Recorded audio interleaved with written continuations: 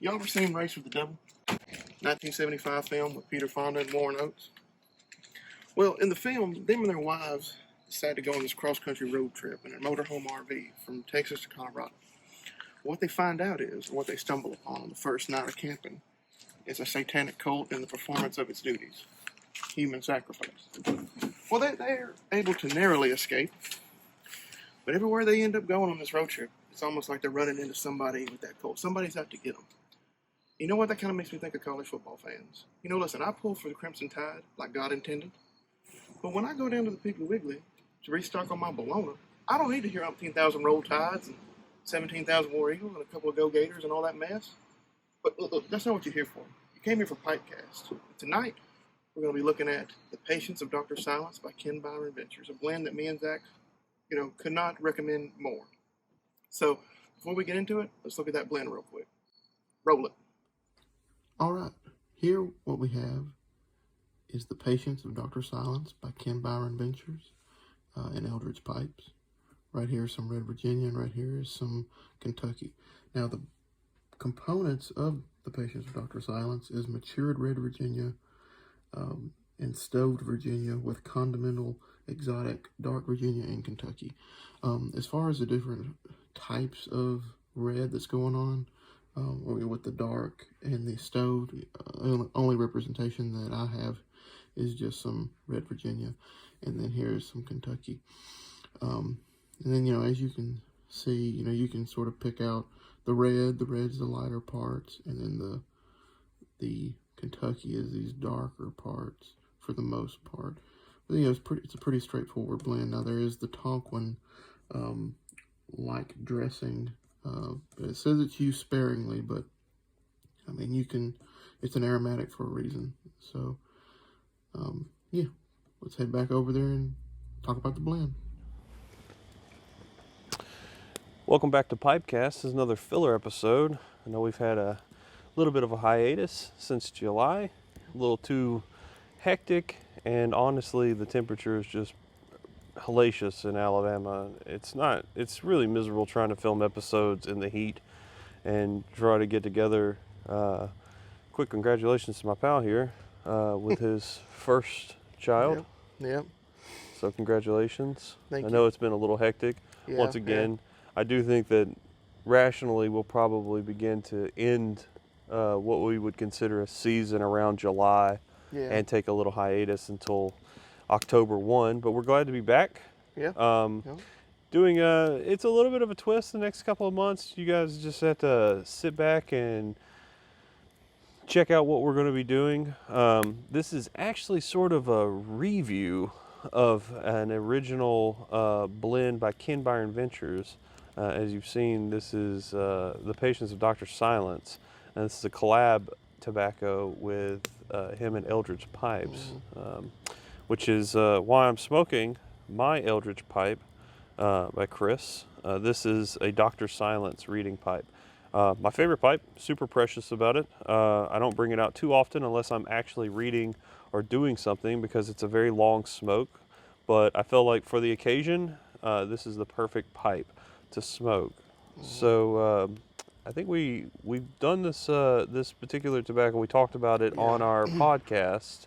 Yes. Plenty of times. And we're not shy about how much we like it. I'm actually not shy about how much I like Byron Ventures. I think that whole blending phenomenon that he's got going on, he really does. It's as close to batting 1,000 as you can get with tobacco blends. And I don't typically say that. I think everyone has, and even Ken will have like something that falls a little bit short. But the blends that we were smoking there, I was getting them pretty regularly, and every single one of them was really good. And it's really difficult to do sort of a homebrew tobacconist thing and not get into those really saccharine, steamy, like really bitter towards the end, burly aromatics. But he does aromatics in a way that is kin to the English tradition, I think, with traditional flavors, and he's got just such a keen taste for the way he blends. I don't know how many blends that you've bought, but I know I've had 4 of them, and I believe it's the Patience of Dr. Silence, Zombie English, Bird's Engine Overdrive, and Goblin Mixture, and I've liked all of them. And Goblin Mixture was fine, but the other 3, I mean, is there any inkling to the rest that you've had? I know there's several others. Yeah, there's a couple of cherry Sakura and Chocolate Pie, Festivus, and Festivus pudding. Yeah. And then there was another cherry that I had that was also really good. But all very unique, very complicated blends, I think is the best way to describe it. I wouldn't say that his stuff is one note. No, not at all. And the Patience of Dr. Silence is really just a great example of something that is at first whiff may not seem like it is anything more than a Tonquin-based varietal. So Samuel Gawith 1792, and some of the Gawith Hogarth blends that have some sort of back-end Tonquin flavoring. Rum Flake has a hint of that. 1792 is pretty much the gold standard in Tonquin flavoring. Tonquin it's hard to pin down. Notes of vanilla, caramel, chocolate. It can be really potent stuff. Yeah. It can lay you out. 1792 Flake can. This is a great, as Chris described it, and I recommend you guys go watch Chris's videos on at Eldritch Pipes. But Chris describes it when they were blending it, and it is a good long smoke, and it complements the Eldritch Pipes Dr. Silence reading pipe, in that it is basically a blend that's made for a very long, slow, basically reading session is what I would say. Tobacco.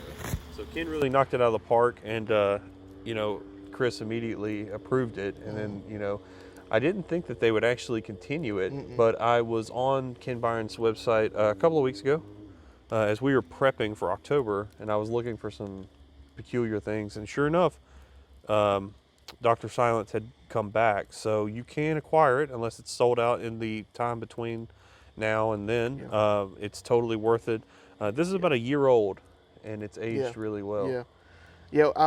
When we were still thinking that it was discontinued, I believe somebody was selling a lot of their tobacco on Instagram, and I procured a bag, and this was, I think, in late spring maybe, and man, I think it had some age on it. It was from the previous fall, and this is the first time I've got into that bag, and man, it's good, and it stayed, as far as the conditions for me, I took it out of the bag, put it in a canning jar, and still pretty moist. I mean, probably a little too damp, but for me it's perfect. I mean, it packs well and lights well. And talking about long smoke, even in old Chody Boy, it still it still kind of drags on a little bit more than other blends would. And you don't really have to attack this blend. So, or automatically, I think we recommend this blend. So if you can get a hold of it, definitely go ahead and get a hold of it. As far as the mechanics are concerned, yeah, it is a little moist. I do like the bags that Ken Byron's tobacco comes in. Super fresh. Like I said, mine's been stowed up for a year. I'm kind of particular about when I will break this particular blend out because I don't really want to go through it. At the time, I guess I assumed that it would never return. Yeah. So I was even probably more particular. And I'm not usually a hoarder, but this is very different. Yeah. Because like I said, it takes the complexity of a really good aged tobacco like Virginias and Uberlis, and then adds a complexity with this Tonquin flavoring. So you have a lot going on, but it's milder in the sense that 1792 is a very bold Tonquin flavoring. And this takes a step back. I think the original, and it still sticks because as I was smoking it, getting prepared for this, I still hold to the fact that it reminds me of a really good Thai tea. If you've ever had a Thai tea, it has a lot of, it's made with sweetened condensed milk and of course like a really potent, like heavily brewed tea. And it has these caramel vanilla notes, and it's just really a satisfying drink. Yeah. This has that same sort of, it's not overtly sweet.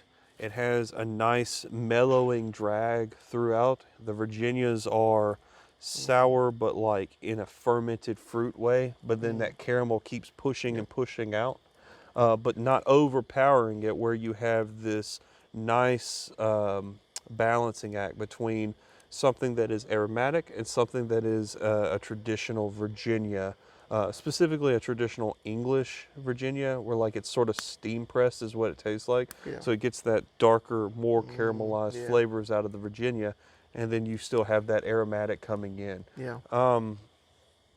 I can't say more good things about Ken Byron and the way he blended this particular blend. And of course, what a home run for Chris at Eldritch Pipes, because I think that, once again, confirming the things that I've said in the past, that there are a couple of YouTube pipe smokers and review personalities that I have a tendency that whenever they speak, it's gospel. Chris, every time he mentions a blend and says, you should smoke it, I'm usually in line step with him. I think we have the same opinion about Peter Heinrich's Dark Strong, which has a licorice sort of like classic tobacconist flavoring. And of course, him approving this automatically, I was on board. Yeah. And it's just it's a delicious, full, but completely rounded aromatic. And I'm going to qualify it as an aromatic, even though that for people who are going to shy away from that, just note that the balance is so right. It's just that perfect balance. It's, you're not going to get a lot of these floral fragrances that you would get from a Lakeland blend, which I prefer. I like those. I think they're really good. But you're not going to get that. But you are going to get the distinct Virginia, that distinct like steam pressed kind of Virginia, fermented Virginia, that sour but like fruited, fermented fruit flavoring that's just so wonderful. And then with this added benefit of Tonquin and caramel and vanilla that just kind of sort of go back and forth in this balancing act of one comes in, the other comes in, and you're really getting a nice even smoke experience. One of the things that I sort of think about with this blend, you hear people talk about, and I think I can speak for me and you both. I think I've been around you long enough to know. When people talk about Penzance, and when people talk about Nightcap, or not, I guess Nightcap's not one of them, but other esotericas, or maybe some Samuel Gawis, I've never really understood it, that like I'm going to store it up and I'm only going to smoke it a little bit here and there. It's that precious. This is the first blend that I've really kind of been like, okay, yes, I need to put this away because I don't know if I'm ever going to get it again. That's how I was. Well, there is a, we knew that, okay, I say we knew. There was a pretty assuredness that we weren't going to be able to acquire the patient's Dr. Silence for a while. Yeah. If ever. I think he even says it on his website that perhaps there would be an opportunity for it to come back, maybe, but it was doubtful. Yeah. So, yeah, we're hoarding what we didn't buy out. We didn't buy him out. No. We just got, I think I got like 4 or 5 bags, so 2 ounces, 10 ounces, so just shy of a pound, a little over a half pound. Like, I'm not going to just go through that smoking it crazily. No. I mean, not that I don't enjoy it, but it's just, I'm definitely not going to smoke something that I love during the summer, deep summer. No.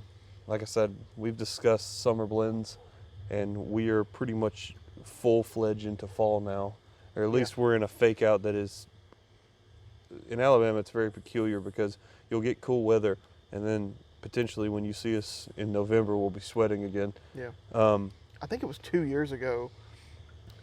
I think it was 40 degrees on Halloween night and 75 degrees on Christmas Day. Mm-hmm.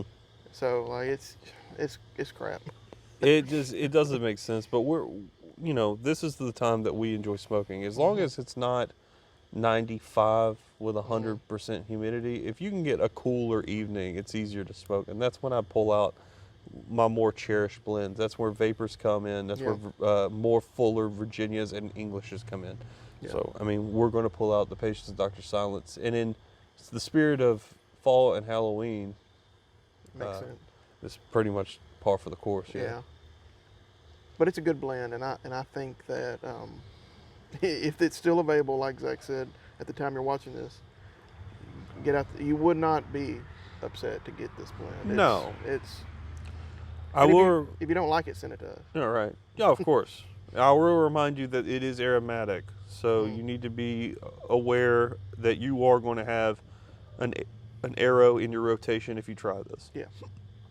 Because Tonquin, Tonquin is also another one of those. 1792 is notorious for most people saying that it's the super ghoster. And while I don't disagree with that necessarily, I do think like Pure Samois is probably the ultimate in ghosting for tobacco. I will say that you should definitely not use a coveted English or Virginia pipe for this blend. I would use an arrow or a corn cob or clay, just so you're not tainting something and getting upset about it. At least work your way in. If you have, even if you had a pipe that's an every blend pipe, be leery. You don't want to ruin an every blend pipe if an arrow really isn't a part of your regular rotation. Yeah, I would agree with that. So, but yeah. So, I think this concludes our first of the October episodes, and we hope you enjoyed this, and we hope you enjoyed our kind of October-y themed, Halloween themed format that we're going with. Try to change it up a little bit, make it a little bit more interesting. I know we've been gone for a little bit. We've had some questions about that. It's just par for the course a little bit that you're going to change it up and just take a break at least. But usually when we get cranked into gear, it usually doesn't stop. Of course. No, there's another baby on the way in December, so we're gonna see what happens. But I think that once we put our minds to it and things become a little bit more routine, it is easier. So, we're glad to be back. I'm happy to be back and smoking with Zach. It's always a good time. Yeah, we hope y'all enjoyed it as well. So so see y'all next time. Next time.